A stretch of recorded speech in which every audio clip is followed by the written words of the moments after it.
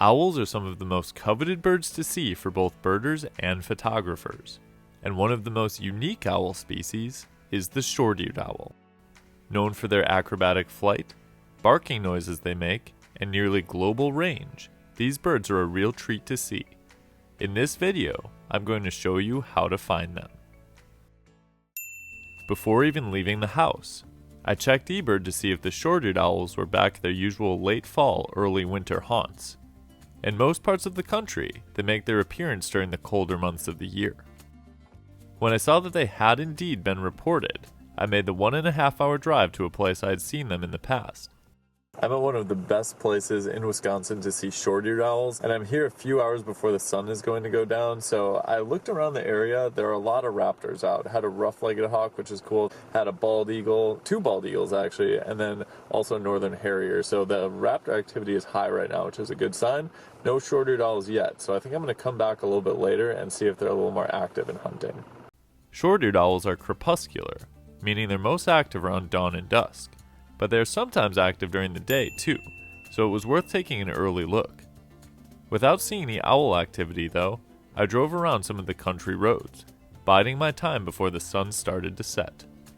This gave me the chance to see some other birds that are fond of fields and open spaces.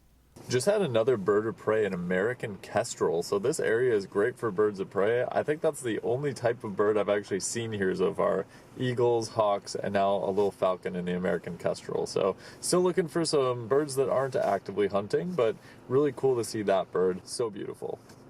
Just a few minutes after seeing the kestrels, I noticed an interesting game bird species out in the fields. Right after seeing the kestrel, I ran into a group of pheasants, and I think that a lot of them must have just gotten released into the area because I saw some on the drive-in too, but it's always cool to see pheasants. I kept cruising around the roads, finding crows, mourning doves, and eventually a few more pheasants, which makes sense once you know why there were so many here. Found a couple more pheasants. Now that the sun has come out, you can really see how beautiful those birds are. But what happens is in a lot of wildlife areas where they have pheasant hunting, farmers will release pheasants into the property. They're not just any farmer, they're people that are contracted to raise pheasants so that people can go hunt them. So all of a sudden you experience all these pheasants out and about, just running around. They don't have a lot of fear of people, so a lot of times you see them along roadsides. So it's not the best situation for the pheasants, but it is always cool to see a bird like that. Eventually, I made it back to the best short-eared owl habitat. These birds generally prefer flat, open spaces, such as grasslands, prairies, and tundras. I've had a lot of success finding them in areas with water nearby, such as marshes, especially in winter. Before even getting to the place that has traditionally been the best for short-eared owls, I spotted something with a light underside flying low over the road. After getting a little closer, I noticed a bird sitting out in the open. And it was, in fact, the bird I was hoping to see, the short-eared owl. Got a short-eared owl in the tripod right now, so it's perched up on the stick here, or this post.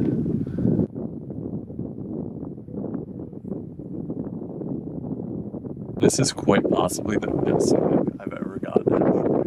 And I managed to see this one as it was flying around, and then we lost sight of it, and I suddenly saw a bird perched on this stick out there, this little thing that someone put up for a sign, and it's just great experience with the short-eared owl.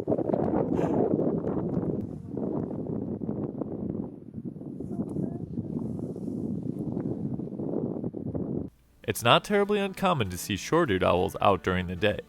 They are active hunters and will even fly around searching for prey while the sun is still out. Look for them flying relatively low over the landscape, and sometimes interacting with each other if there are multiple owls present. You can separate short-eared owls from the other low-flying birds that will inhabit the same area, such as harriers and rough-legged hawks, by noting their quick wing beats that make them look almost moth-like or bat-like in the way they fly. Also note their light-colored underside and flat faces. I watched the short-eared owl as it looked around, enjoying this extremely quality daylight look at this majestic owl. Eventually, it took flight and disappeared in the grasses. Just had a great experience with a short-eared owl. It was just perched up really nice, and it's great that they're coming out this early because I've been here before when they don't come out until after dark and you can't even really see them. So this has been great so far. I think that we're going to chill out and see if we can get any more looks at these owls, but that was by far the best that I've ever had. Thinking that more short-eared owls would be out and about, I explored more of the road where I saw the first one. More and more people arrived on the road, expecting to get a nice show put on by the owls. While no owls could be seen flying around at this time, I did see the short-eared owl's diurnal counterpart. Just had another northern harrier, and northern harriers are always a really good sign that you're in good short-eared owl habitat. And they'll usually go to sleep or bed down a little bit before the short-eared owls come out. I think we were lucky seeing that one so early. I thought initially that it meant that they were going to be flying around early, but it seemed like it was just that one, and then it just disappeared in the grass somewhere. So we're going to keep waiting and see if more come out, but it's encouraging to see that northern harrier circling above. Northern harriers generally live in the same habitats as short-eared owls, but are more active during the day. Meaning if you know a spot where harriers are active, there could certainly be short-eared owls there at some point in the year as well. I watched and waited, each passing second bringing me closer to optimal short-eared owl time, which is just before dusk. While bird activity was low during this time, the sunset was giving me plenty to look at. Still no short-eared owls, but I'm getting really distracted by the beautiful sunset that we have out here. This is absolutely crazy, and trust me, it's not doing it justice to try to take pictures of it and videos of it. It is absolutely gorgeous out here. But we're going to swing by where all the other people are, see if there's any owls that are out now. There's a pretty good contingency of cars gathered over there, so we'll see if anything decides to come back out. But if not, we were really lucky with the one sighting we had. With an incredible sunset in the background, I waited and waited. Eventually, all of the other cars had gone, and it was just about to the point where it was too dark to see. Then, I noticed a bird flying around that eventually landed on the ground. It was another short-eared owl. While it was too dark to get anything close to quality photos and videos, it was great to be able to see another one. It's common for these birds to not come out until after the sun has totally set, making for a fun experience for people not wanting photos, but a frustrating one for people who are there to get pictures. I felt lucky to be able to get this second encounter, and even luckier considering the first one I got to see while the sun was still out.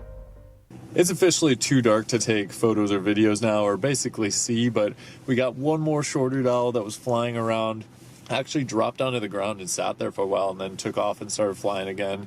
And that's what they're probably going to do for the next hour or two, just out and hunting. So this was a really good experience overall. I'm so happy we got the one during the daylight, but it was nice to see one more at the end too, just doing what short-eared owls do. Overall, I had a great experience tracking down and finding short-eared owls. I hope this video gave you some ideas on how to have your own short-eared owl adventure. Just remember to be respectful while viewing these birds, and give them plenty of space to go about their business. Thanks for watching. We'll see you next time on Badgerland Birding.